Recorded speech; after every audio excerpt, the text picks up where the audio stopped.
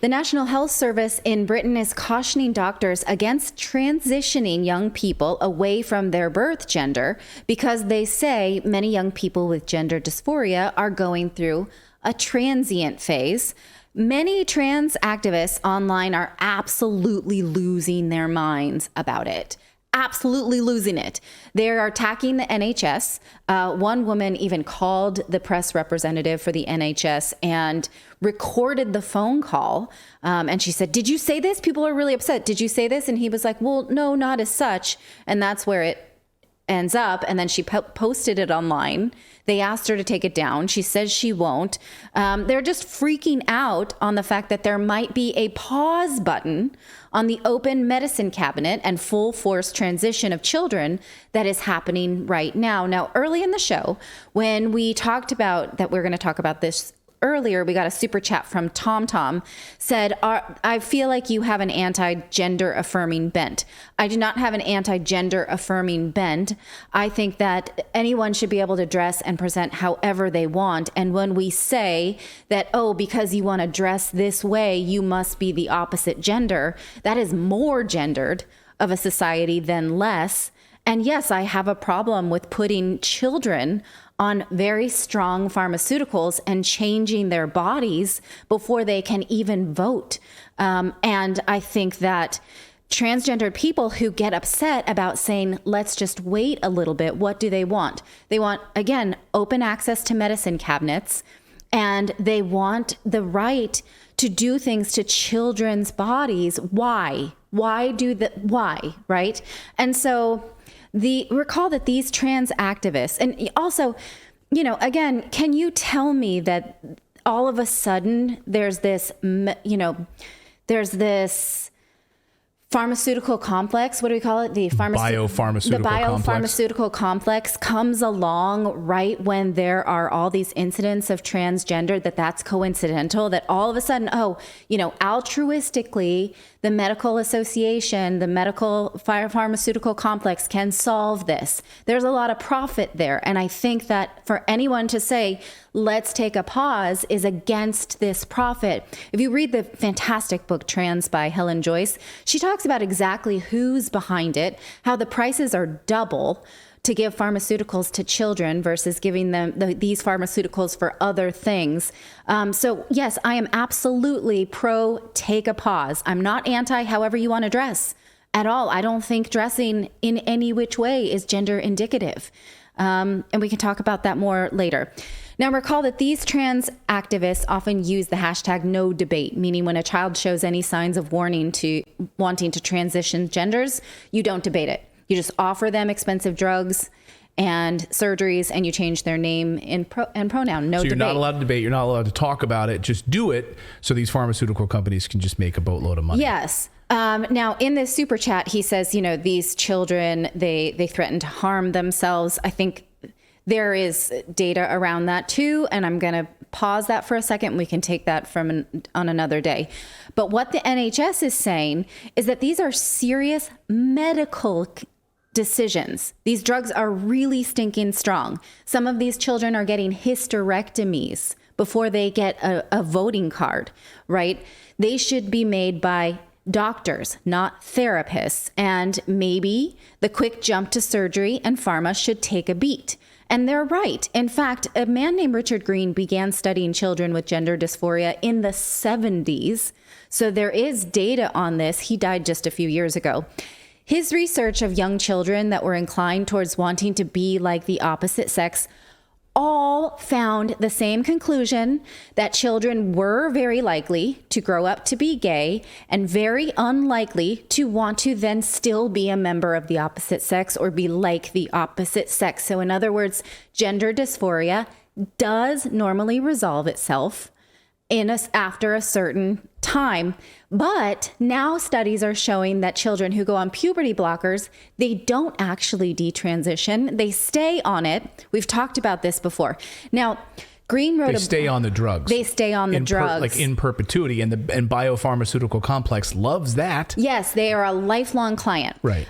Green even wrote I saw a person the other day that has gone through transition, and they had this whole box of pills and like, this is my life. And they were not happy. They had a whole box of pharmaceuticals saying, this is my life now. All of this is my life. Because and it's very hard to get your body to continue to stop trying to do what it wants to do in order to reproduce, right? Like, so your body as a man just wants to propagate the species, and it's going to show signs of that. And it's going to show outward signs so that you can attract a mate. This is biology.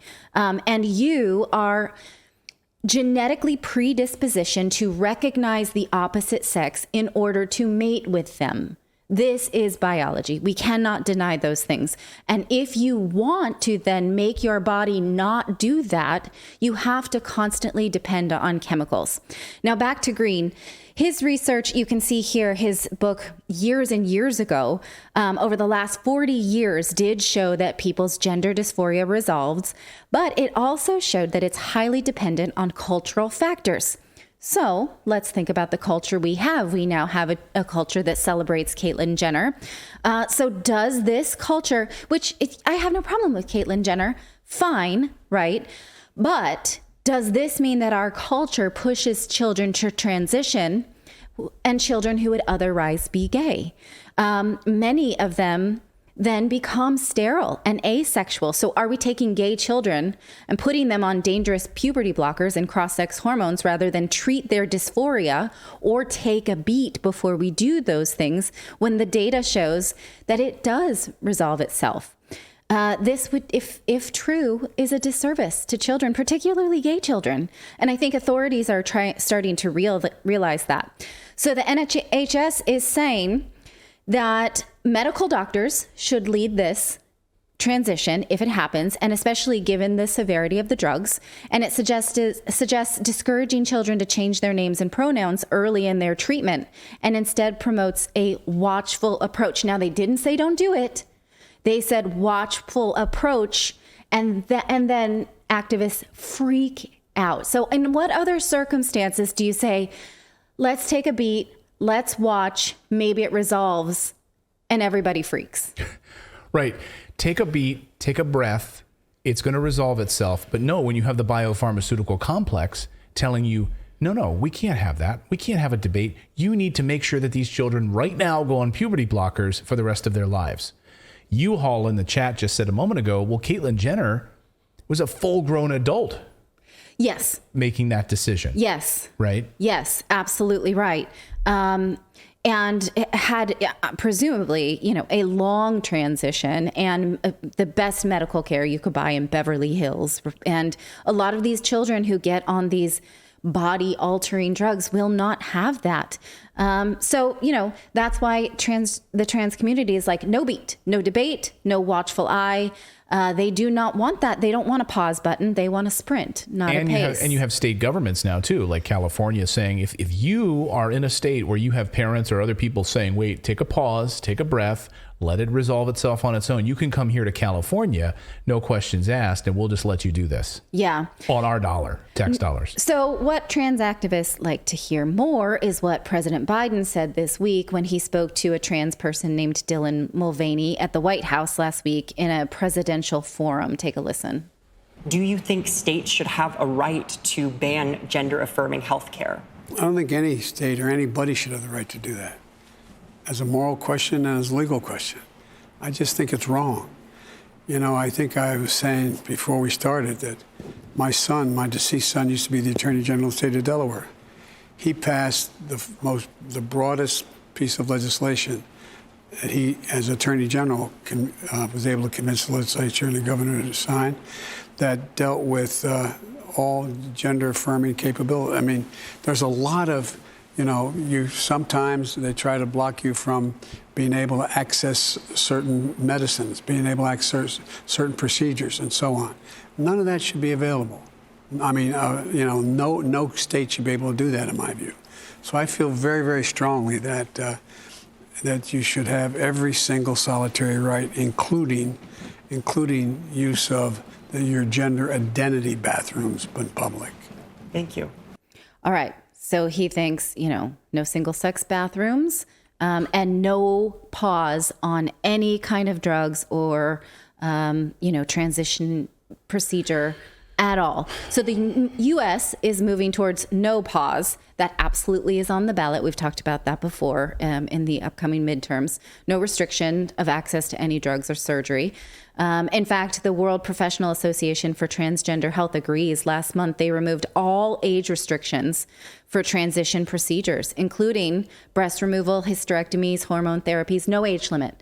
If your doctor will do it, get that hysterectomy at 15 if you want to.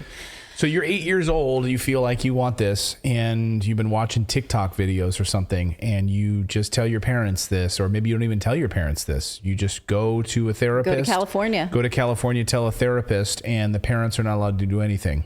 I mean, you're watching you're literally watching society collapsing right before your eyes. And the government created a task force called the Online Harassment and Abuse Task Force, and that's specifically to go after people who question this stuff. People are being treated like it's a hate crime, and they're going to monitor this on Twitter and on social, that if you say anything negative about this stuff, you could be facing a federal crime, a federal hate crime. Yes, yeah, and I want to talk about how it affects gay people in just a second, because that, I think, is something that just nobody understands if you're not paying close attention. That's the way the United States is going. But in the UK, the new Prime Minister, Rishi Sunak, has appointed a woman who is being called transphobic because she also advocates a pause on therapy. They're calling her anti-trans. She's not necessarily anti-trans. They call her that because she did not pass legislation that would ban conversion therapy, which is a interesting term. We're going to set that aside for today. She also met with a detransitioner named Kira Bell in order to understand how children who take hormones really young can be harmed. The trans community hates Kira Bell. And so they think if you met with her, that makes you anti-trans, even though she was a trans man, detransitioned, and then now speaks out about what those drugs did to her body. Which begs the question, why don't gay people oppose, why don't the gay community oppose this? Because more vocally. Why don't they say the way it affects them? Because, now this community is saying that, for instance, if you're a gay person and you only want to have a relationship with someone of the same sex, and you don't want a trans person who presents as the same sex, you want someone who's biologically your same sex, that's transphobic. You cannot have preferences for, can I say genitals? Yeah. Okay. You can't have genital preference, or else and so the gay community now is really being framed as transphobic, even though the trans community sort of jumped onto the gay rights civil movement. Helen Joyce actually writes about this in her book. I just brought some of my highlights from the book. She talks about how in 2007, the Employment Non-Discrimination Act was being passed, and it was providing some protection around sexual orientation. But then there was some, it added trans to, let me just read it because I'm not summarizing it well. So the two proposals for new laws arrived in Congress with just sexual orientation, and for the first time with gender identity too. Democrat sponsors canvassed colleagues and determined that the broader proposal had no chance of passing. So they decided to keep gay rights on this movement and drop trans identity. And furious trans activists not only withdrew support for the bill, but they campaigned against it, and it failed to pass. So hundreds of civil rights groups joined the United ENDA front, promising never again to seek a benefit for gay people without also helping transgender ones. Now, from the viewpoint of trans activists, the strategy makes sense. Americans were well on their way towards accepting gay rights, but gender self-identification would be a much harder sell. Few ordinary people had any idea that trans activists seriously regarded man and women as opt-in characters categories and hardly would have agreed with the implication for settings such as changing rooms. So if gay people were allowed to win their rights alone, trans people would end up without allies. So she says it's less obvious why gay people did not rebel against their cause being hitched to by a less popular one. Maybe it was, sympathy for another minority, but now it's sort of backfired because of this idea that gay people are now told that you cannot actually be gay. You have to accept anybody into your category, and into your spaces. Lesbian spaces now are no longer, you cannot have a lesbian that wants another biological woman. They call that genital privilege. It is genital privilege. Yeah, they're told that having a genital preference is transphobic. One woman was a gay rights. So I'm transphobic if I say, I like your body, I like certain parts of your body. That's transphobic. Yes, because you cannot have preference. Here's something that's kind of crazy on dating sites. So I'm on dating sites, and now some trans people feel like they shouldn't have to put that in their bio that they're trans, because if you don't like them for them, you are transphobic. So they're not even disclosing anymore that they're trans female. Yeah. This one woman who was a gay rights activist since the 70s was kicked off of a dating site for saying that she wanted to date biological women only. They said she was a transphobe. There is, and someone in the chat just brought this up, a movement though to decouple these things. Well, I'm not trying to throw you off, but that's a separate one. Okay, sorry. In fact, the LGBT Alliance is trying to say, look, we are two separate groups with very separate needs. One of us, the gay rights group, actually wants to have single-sex spaces and single-sex relationships, and that has to be okay.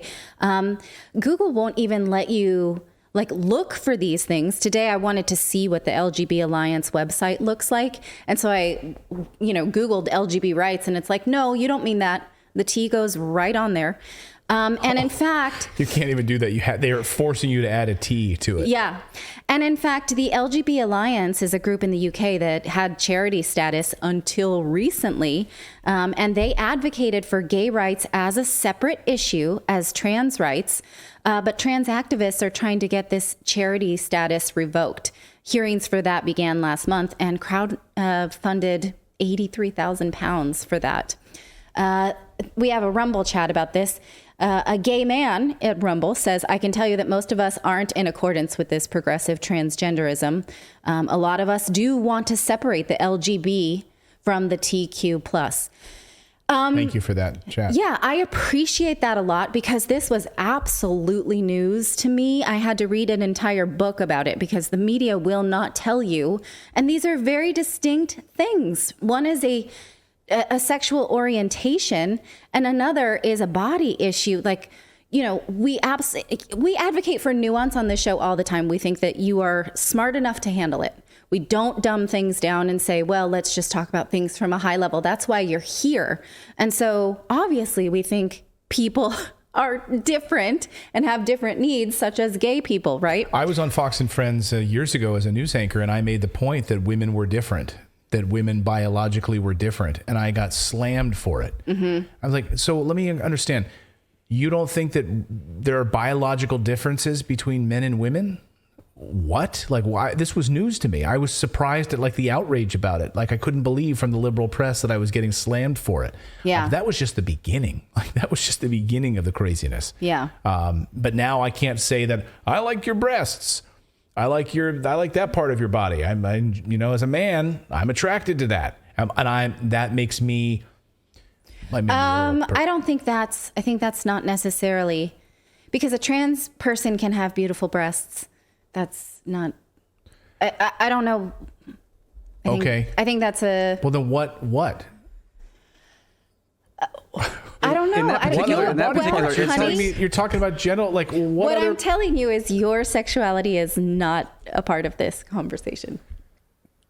It's not? Oh, okay. So men are not part of this. Yes, men are not part of this conversation. No, I'm telling you that that my sexual preference. So what you were saying is that I'm transphobic then if I say. Well, I'm saying any of us who have genital preference are called transphobic.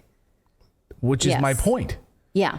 Okay. So let Philip talk because you're making me uncomfortable. Oh no, I would. So like in this I'm in this making you particular uncomfortable. Okay. Glad we're on the comfort scale. Okay, go ahead. Let's see if I can make you feel uncomfortable. No, Okay. What this is referencing the gender preference is referencing like it has to do with not saying like, oh, I think you have beautiful breasts. It's more the idea that if at any point you were male, your breasts are not attractive to me. So it's like about like basically like taking that biology of it. Like if you are into women, then you should be into trans women as well. And that's the point they're making. That's not the point I made. I'm just saying that's where they're coming from on that. Yes. And, lesbians particularly have fought against this, what's it called? This sort of biological determinism where they're told like, oh, you're just supposed to be a man. You're not really a lesbian. It's too bad you ended up, in the wrong body. And they're like, no, I'm actually a lesbian. And so lesbians are trying to reclaim their existence as a lesbian who actually have same-sex preference and still want to be a woman. And this is my point, is that like you can be a butch lesbian. Do we even use that term anymore? You did. If that's offensive, I apologize. You can be like a masculine. Hold on. I'm uncomfortable. Okay, sorry. You just made me uncomfortable. You can be a masculine lesbian and not have to be a woman. That's okay. Or not have to be a man in order to do that. You can still sort of present yourself as masculine as you want. You don't have to take any drugs or change your name or anything like that to still exist.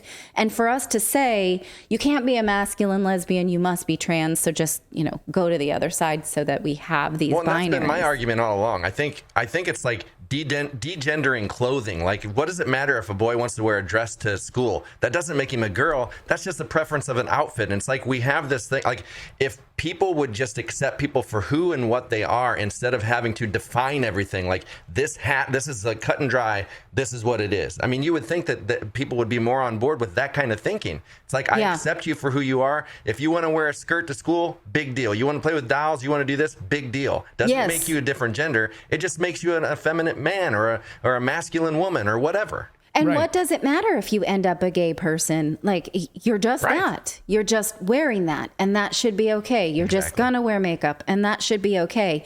But the idea that altruistically, but we have drugs for that. Why don't you just come over here and take these drugs and we won't? Well, that's the thing that bothers me the most about it, is that this entire conversation, all of this censorship and these groups that are targeting people online and going after people, it's coming right out of the biopharmaceutical complex. All of the billionaires that are run Washington, do you know that the biopharmaceutical complex is bigger than any other lobbying contingency in Washington? They have more people there than members of Congress. More people from the biopharmaceutical complex in Washington lobbying and making sure that these things happen than anywhere else. So it's all money.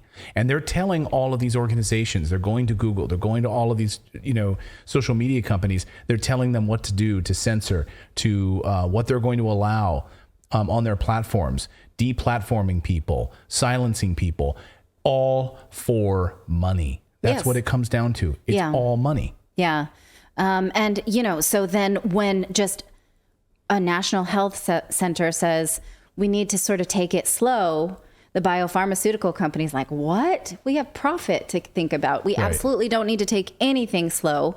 And so that's why this group is riled up like a hornet's nest. In the same way that we do not need to wait for clinical trials on any COVID vaccines, we need to just get emergency use authorization. We only test it on 8 mice because we do not need to take it slow. We have profits to worry about.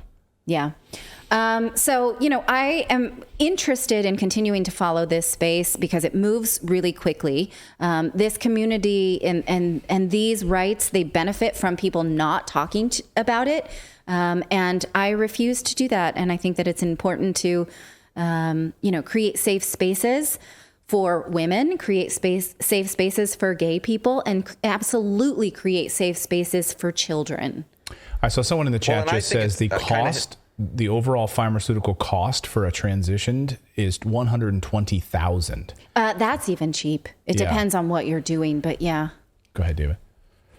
Well, and I was just going to say, like, you know, with the pharmaceutical industry, like most of the people that are, you know, in that side, they're usually anti-corporatism, right? Yet they're listening to pharmaceutical companies and doing this, and the pharmaceutical companies are doing forecasts of their revenue, and they're like, hey, if we can get people on residual drugs, then our profits, like their forecasts, will get easier. They don't want one time. You know, this is your one-time pill and you're done. They want that residual income. So it's like they will sit there in a board meeting and be like, what can we do to make this an ongoing thing? I mean, if you've not seen Dope Sick, go watch Dope Sick with Michael Keaton. That'll show you everything you need to know about the greed of the pharmaceutical industry. Yeah. Yeah, Yep. it's a great book too. Also, another book that talks about how a lot of, you know, sort of mental health issues, for instance, the viewer that said that, you know, they threatened to harm themselves, that there absolutely is a social contagion to those types of things. And a great book to read is a book called Crazy Like Us, about how the United States takes these health, you know, mental health issues and sells them to Japan, sells them to Sri Lanka with a pharmaceutical to go with it. So this idea that we need to, like, you know, think about it. So yes, it's valid to think about how children might harm themselves, but it's also valid to wonder where they get that notion. Where is it coming from? Do they see it on the internet? And so that's a whole other ball of wax, and I will save you from it tonight. So $120,000 to transition, you got to think about, and that's just being cheap apparently. And you think about can a poor person afford that? Yes, because Medicare and Medicaid cover it.